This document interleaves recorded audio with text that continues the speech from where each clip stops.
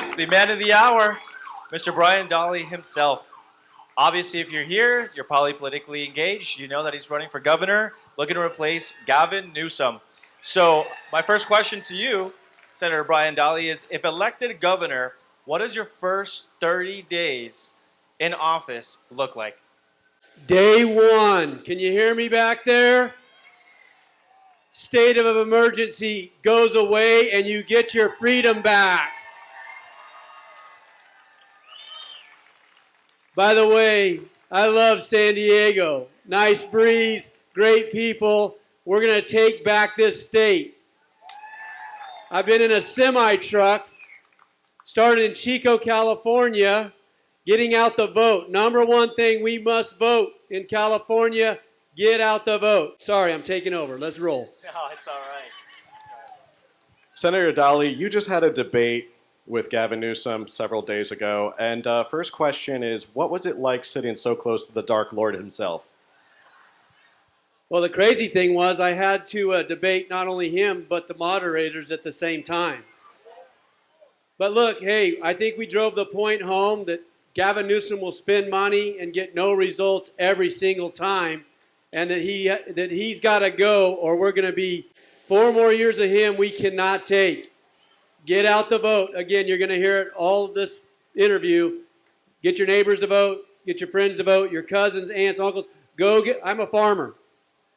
I love to harvest. Go harvest those votes. After all the work's been done, you got to get the vote out. Speaking of the debate, there was a specific part of the debate where I think the moderators kept talking over you, and I think they probably confused the question, but what they were asking was, you obviously have talked about, even on my podcast, you talked about how you're unapologetically pro-life.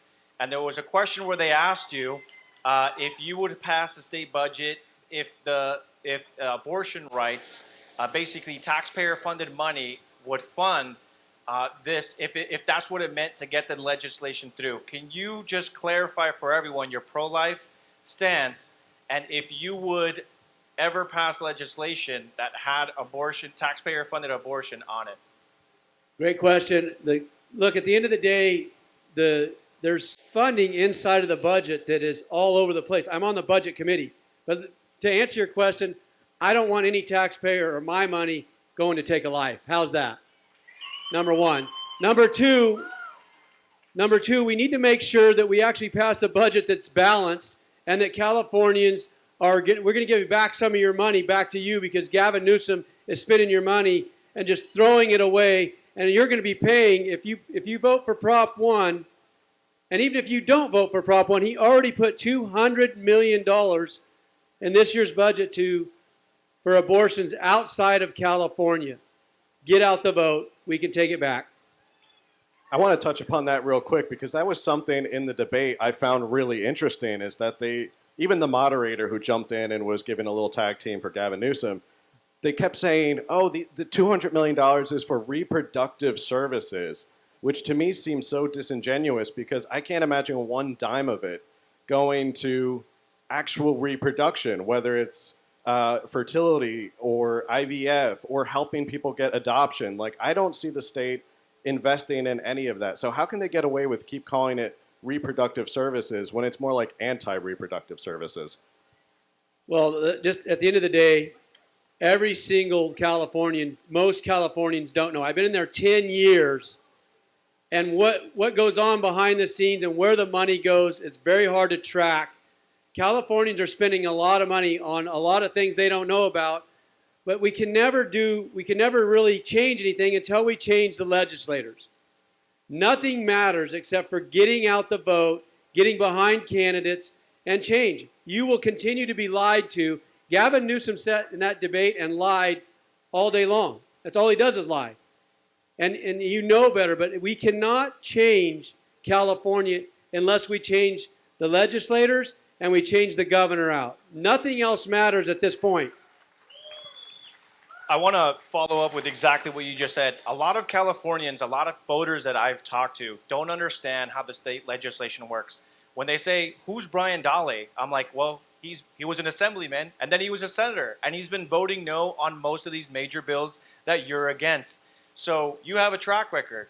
You have your votes for everyone to see. But if you are elected governor, however, if a supermajority of the legislature stays Democrat, how will you be able to pass good legislation and also combat bad legislation? So as the governor, you have a third of the budget is based. You propose the budget, then the legislature beats the budget up, and it comes to a conference committee, and the governor has a lot of leverage because you're proposing the budget. So I'll be able to propose that budget. We'll go through the process, not like Gavin Newsom under a state of emergency where they just put the budget together and shoved it down our throats. Republicans are not your problem in California ever. We have not been in power for 25 years.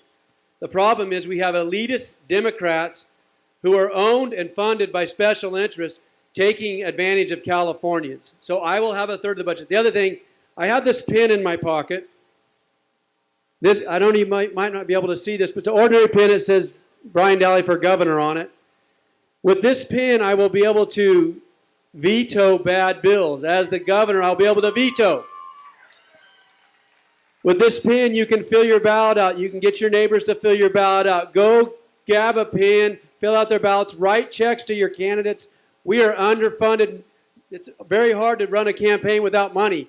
You cannot just rely on social media posts. You have to buy advertisement.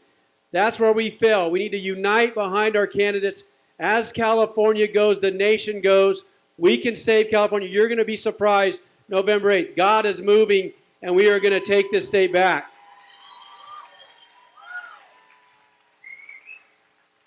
Obviously, top of mind for a lot of people is homelessness. You see it in every single city, even in the inland cities. It's just rampant in California. Would you be open to the idea of declaring a state of emergency on homelessness? I know you said that you were open to a state of emergency on fentanyl, but would you be open on a all hands on deck state of emergency for homelessness? Well, look, I take making a state of emergency very serious. A lot of the presidents and the governors use them for political purposes, and I'll be very judicious, very conservative with doing a state of emergency because I think it's abuse of power. But yes, fentanyl is one of the main reasons we have so much homelessness. Obviously, cost of living in California is why we have homelessness. We have housing shortage. But I want to focus on getting people healthy and off our streets and off drugs. I cannot tell you how many of our faith-based communities in California actually get homeless people healed and off our streets, a lot more than what the government does. And we need to fund those faith-based communities and give them the resources to go heal lives and get people saved and get them off of the streets. So last weekend I was driving up to San Jose for a political event, and I noticed that as soon as I left the cities and I started entering the rural areas, specifically the farming country is Dahle country. I saw Dahle signs up and down the state. You come from a family that's been farming for close to 100 years. What are you looking to do or change about the ongoing water crisis, especially for the farmers, that has affected even your businesses? Well, first off, let me just give you a little more Dahle history. 92 years, my grandfather got a homestead in Siskiyou County. In 1929, we've been farming the same lands. I'm a cereal grain seed farmer, certified organic, no GMOs. So that'll give you a little history here. And we are the biggest environmentalists. We love our land. We will do nothing to damage it. Water. Water is life. We all know that. Without water, we can't eat. We can't live. We need to capture the water, not let it go into the ocean, because as soon as it touches the salt water, it's no good to us. We have a lot of water in California. We're prone to droughts and to floods at the same time. Build reservoirs, do good conservation, heal our forest that has been mismanaged, and stop it from burning. That's the watersheds in California that we need to take care of. So I think with this final time we have, we want to let you really sell it. Take it home for us why Brian Dahle should be the next governor of California. Well, first, I thank you guys for having me out. It's been great. You've both had me on your podcast. I just want to say to California, God is on the move. You all know it. You feel it in your soul. There's an undercurrent happening out there right now. But we got to do a few things, and we got to do them really well, and we got to do them fast. There are 9 days left in California. If you want to make the California dream a reality and not a nightmare, you've got to go harvest ballots. You've got to get your neighbors to vote, your kids to vote. Everybody, you know, push it out on your social media, push it out on your email list. We are going to take back California, but you must do your part. 2.5 million Republicans did not vote in the recall. We have independents and Democrats coming to our side. I meet them every day at these rallies. They're tired of what Gavin Newsom and the elitists are doing to our state. As California goes, the nation goes. I'm asking you, I'm begging you, I'm saying don't, not on your watch, not on my watch. I'm not leaving California because as California goes, the nation goes. My children will be able to say, my dad did everything in the power to get back California. I need your family to be able to say the same thing. Get out and vote. God bless you. God bless California.